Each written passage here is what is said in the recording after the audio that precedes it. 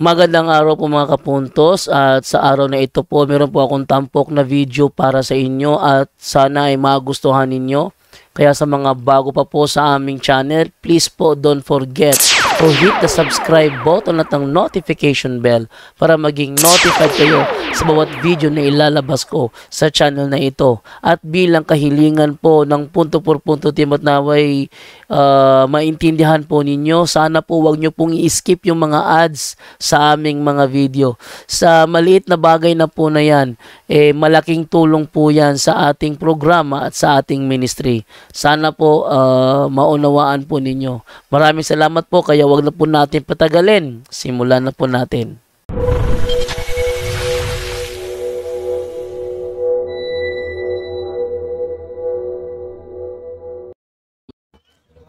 Hello mga kapatid, magandang gabi.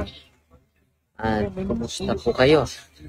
Pauwi na tayo sa Bohol. Pasalamat tayo sa Senior Santo Niño. Nakabisita tayo, no? Sa mismong Basilica Minore. Salamat tayo ni Father Andy, ang ating rector sa Santo Niño Basilica. At ngayon mga kapatid, ang i-share natin sa inyo about sa indulgence, no? Dahil meron mga holy doors, hindi din natin na-explain ng thoroughly yung ating homily sa Santo Niño. Dahil limited lang yung oras natin. At salamat tayo sa Panginoon na sa mga araw na ito ay dinagdagan niya yung ating buhay upang makapatuloy tayo sa pagsiwalat sa magandang balita. Okay? Kumusta po kayo? At sana po ay nasa mabuting kalagayan po kayo. So, dahil ngayong taong ito ay ina-highlight natin yung importance sa Jubilee Year. At pasalamat tayo sa unang nanood sa atin. Before tayo magsimula mga kapatid. So, tingnan ko muna yung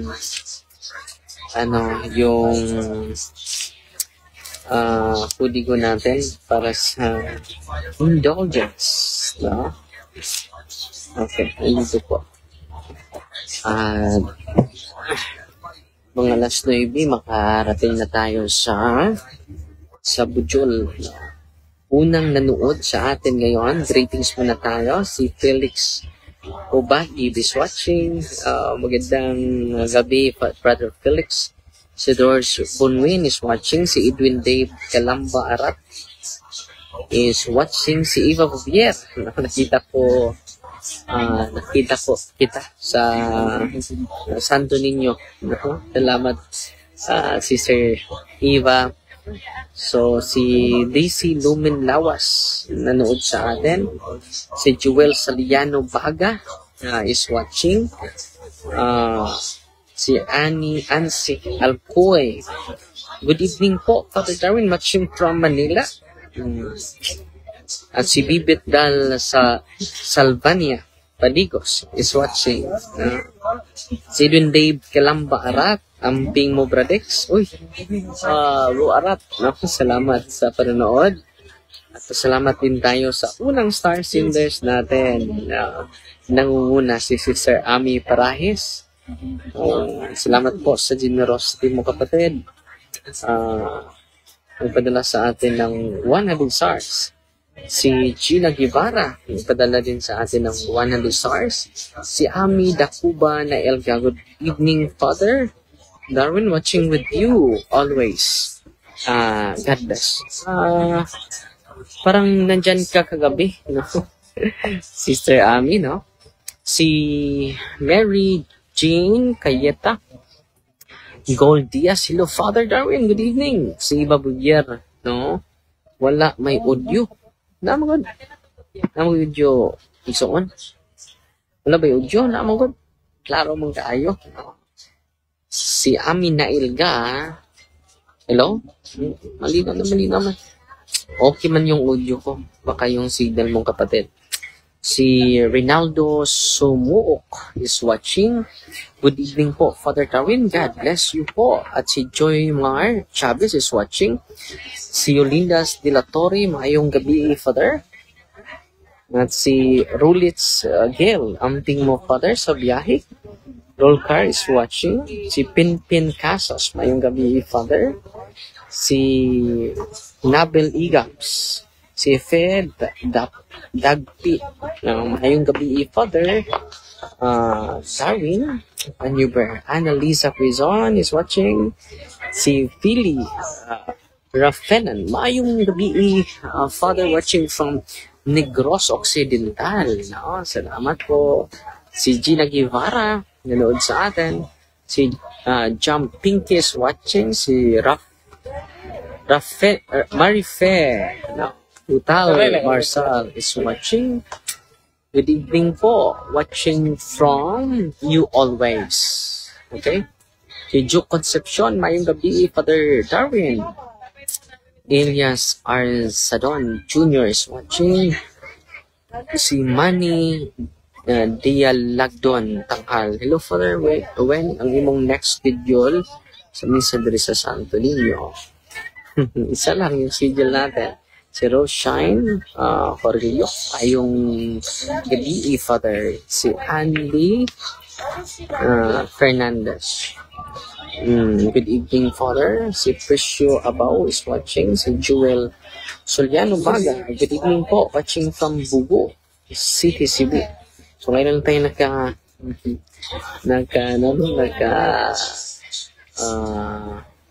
higayon sa pag-live. Si Maria Nita Rizon, nanood sa atin. Si Patricia Jimenez. Mayong gabi, Father, na ako diri karon naminaw o pamulong-pulong na walay kwartahay. Ano sa mga eleksyon? Okay. Si Sister Army Parajes, nagdala ng 100 stars. Magandang gabi, nawa makarating din kayo dito sa Manila. Bless po ninyo ako. Si Angelita Mejia Ircobanes, nanood sa atin ngayon. So, magsimula tayo. But before that, recognize natin ang bagong mga star senders natin. Si Ami Dacuban na Elga, additional 100 stars. Salamat, Sister Ami. Si Sayong Generosity, si Noel Orange, Pilonia Conde, nagpadala ng 50 stars. Si Anneli Fernandez, nagpadala din ng 50 stars. Si Jane Marie Noro, nagpadala ng 100 stars. Si Jane Marie Noro, additional 50 stars. 150 stars yung pinadala niya. So ngayon mga kapatid, natuloy tayo, no? By the way, itong indulgence mga kapatid, ang ating pag-usapan ngayon. So, ito yung definition ng indulgence, no?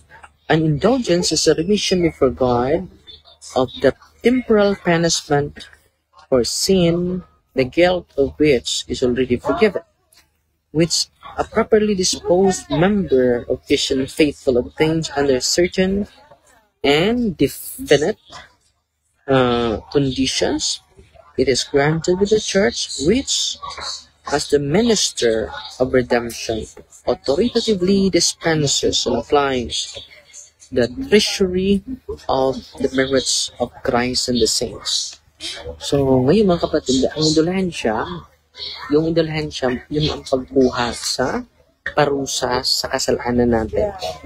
Kapag punta ka sa pari, yung kasalanan mo, napatawad. Pero meron pa tayong babayaran.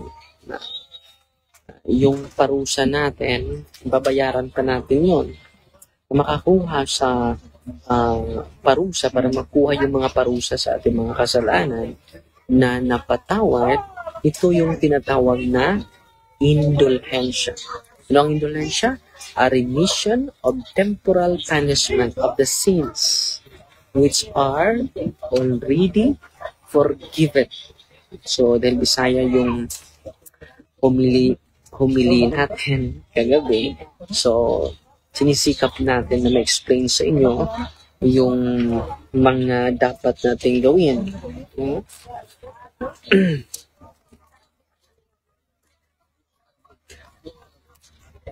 Ito yung mga requirements, mga kapatid. By the way, there are two kinds of indulgences. Ilan? Two kinds of indulgences. Two kinds of indulgence. First is the partial indulgence. Pangalawa is plenary indulgence. Example, 5 yung mga malaking kasalanan mo, mortal sin. And then, meron ka ding 5 na mga malaking parusa. Venial sins, maliit din yung parusa mo dahil venial lang. Kung mortal sin, malaki din yung parusa mo. Dahil ang Panginoon ay justisya. So, take note ha, ang Panginoon ay justisya. And then, hindi tayo makapag-enjoy sa indulhensya without forgiving first our sins. Kailangan napatawad na tayo sa lahat nating mga kasalanan. We will enjoy partial and plenary indulgence. Okay. So, punta muna tayo sa requirements para makatanggap tayo ng indulhensya. Una, in order that one can be capable of gaining indulgences, one must be baptized and not excommunicated. Anong una? Kailangan,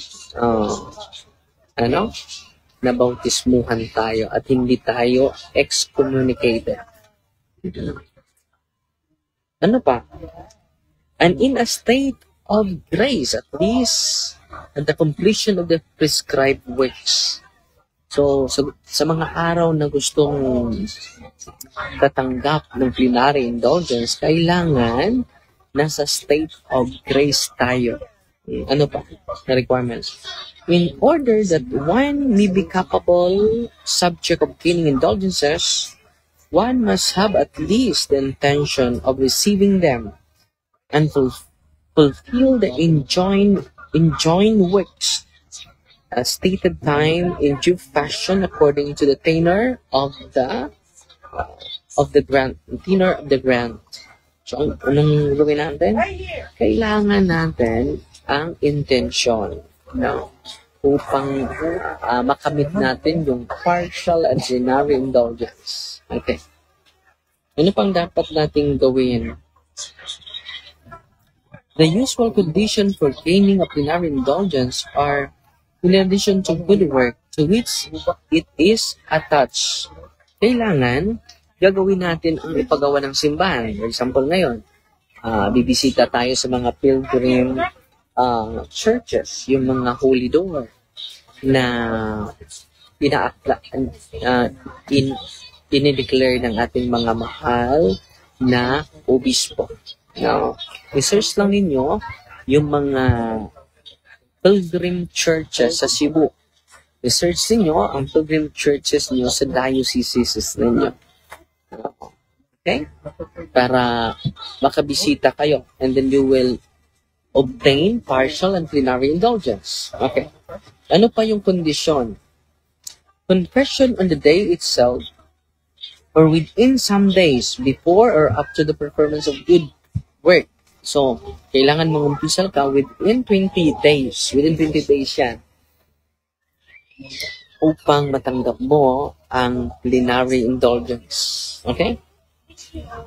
So, confession ang dapat nating gagawin. Yeah. Ang confession natin, it should be healthy confession.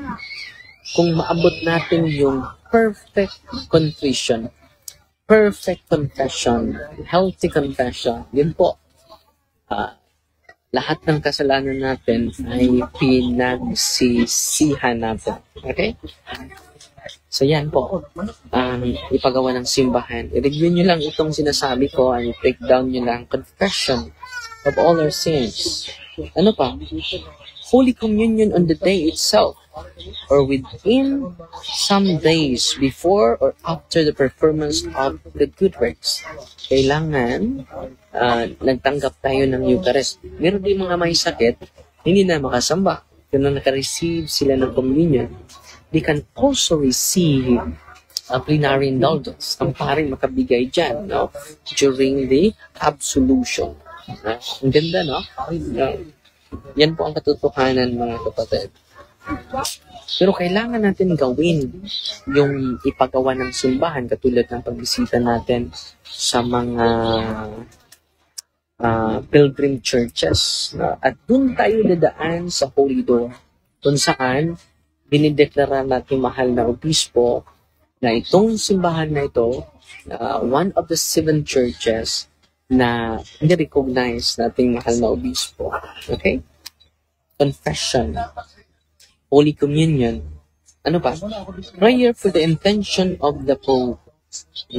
Kailangan isali natin ang intensyon ng ating mahal na Santo Papa. One Our Father, one Hail Mary, one Glory Be. Pwede din dagdagan yun yung Creed, Apostles' Creed. For the intention of the Holy Father. Okay? Ano pa? Exclusion of all attachment to sin, even venial sin. So, sa mga araw na yan, kahit yung mga maliit na mga kasalanan ay iniiwasan natin to receive partial and plenary indulgence. Una muna tayo, mapatuloy tayo, ha? It is recommended that the Holy Communion and the prayer for the Pope's intention take place on the same day as a good work. So, kailangan naka-receive ka ng communion and then ang intention sa Papa, isali natin on the same day po. Pwede ka mangumpisal within this, mangumpisal ka muna sa mga kasalanan mo. The following day, gagawin mo yung ipagawa ng simbahan sa atin. Okay. Only one plenary indulgence may be gained on or any one day with the exception of the plenary indulgence applicable at the moment of death. So, only one plenary indulgence ang matatanggap natin. Except, kapag malapit ka ng mamatay, no? Patuloy. Several plenary indulgences may be gained on the basis of single sacramental confession. Only one may be gained, however, on the basis of single communion, on the prayer for the Pope's intention. So, kung umpisal ka, pwede ka makatanggap ng several plenary indulgences. But explain natin mamaya anong kaibahan sa partial at sa plenary indulgence. Okay? So, one single confession can obtain several plenary indulgence. Example, nangumpisal ka. 5 yung kasalanan mo. Na mga malaki, mortal talaga ng mga kasalanan. I-confess mo yun. So, you receive similar plenary indulgence as long as you comply the requirements. Yung mga requirements na sinasabi ko kanina, we can receive in that day as long as you have a perfect contrition. So, ang condition, perfect contrition ang ginagawa natin. Okay? So, sana ito yung ma-catechize natin unang-una sa mga kasamahan natin. Lalo-lalo na sa family natin. Ito po ang pinaka-importante, lalo-lalo na this Jubilee year po. Okay?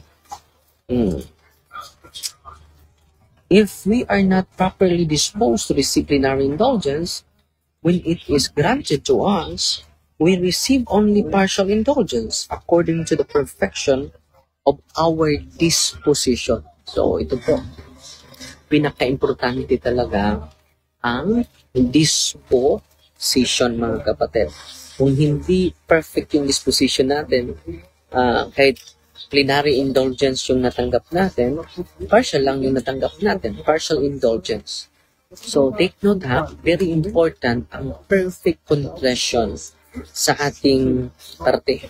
No? It should be healthy. good confession, perfect contrition, perfect disposition. Okay? Yan ang isa sa mga pinaka-essential element. Una, ang partial indulgence, ito yung mga series of temporal punishments. Bawat mortal sin may punishment. Di ba? So, kung malaki yung kasalanan mo, malaki yung parusa. At marami nang nakapatay ka, naka-abort, meron kang ibang babae maliban sa asawa mo. So, maraming mga mortal sins. No? So, mabigat yung parusa sa ating kasalanan. So, kung partial lang ang matanggap mo, partial indulgence, ito yung mga parusa mo, mga 1/4 lang ang nakuha. Hindi ko ang nawala na mga parusa sa mga kasalanan natin. So, anong gawin natin? So, yung na mga temporal punishment na hindi natin nabayaran dahil partial lang, kung mamatay tayo at receive tayo ng sacrament of confession, dun tayo sa purgatorio mag-purify sa ating mga contamination dahil sa mga kasalanan natin or temporal punishment, doon natin babayaran sa purgatorio. And then, yun po ang partial indulgence. Pero ang plenary indulgence, ang ganda ng plenary indulgence, dahil ito yung mga punishment mo, and then when you receive plenary indulgence, lahat ng mga parusa mo, malaki at maliit, lahat, general po, absolute, kapag makareceive ka ng plenary indulgence, lahat ng mga kasalanan mo ay hindi kasalanan, lahat ng mga parusa sa lahat ng kasalanan mo na pinatawad sa pari ng sacrament of confession ay mawala. So kung mamatay tayo na we receive plenary indulgence sa araw na ito, sa oras na ito, papasok agad tayo sa kaharian ng Diyos. Papasok agad tayo sa kaharian ng Diyos. Hindi na tayo dadaan pa sa purgatory. Wow! So ngayon, i-discuss muna natin ang partial indulgence. Paano natin matanggap yung partial indulgence? Any of the faithful who, being at least inwardly contrite, performs a work carrying with a partial indulgence, receives through the church the remission of temporal punishment equivalent to what their own act already receives. A partial indulgence is granted to the faithful who, in the performance of their duties, in bearing the trials of life, raise their mind with humble confidence to God. So, kahit sa mga trabaho natin, guro ka, police ka, security guard ka, pero inaalay mo lahat yung mga trials mo, yung mga difficulties mo sa ating Panginoon, inaalay mo lahat sa Kanya. Wow. You receive partial indulgence. So, diminish sa ating punishment, temporal punishment. So, yung mga nanay, mga tatay, inaalay nila yung mga sacrifices nila. Inaalay nila ng buong-buo sa ating Panginoon. No? You receive partial indulgence. Ano pa? In a spirit of faith and mercy, give to them of themselves and the good of their goods to serve their brothers in need. The second grant is intended to serve as an incentive to the faithful to perform more frequent acts of charity and mercy. As example, or being the command of Jesus Christ.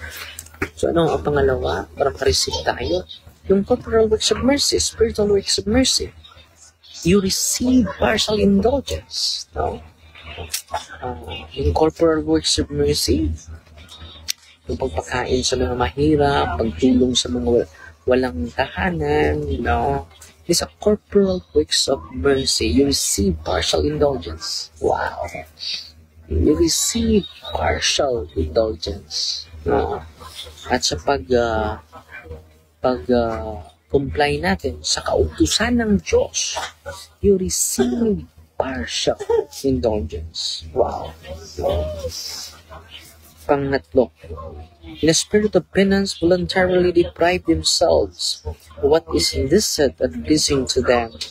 The third grant is intended to move the faithful, bridle their passion, and thus learn to bring their bodies into subjection, and to conform themselves to Christ in His poverty and suffering.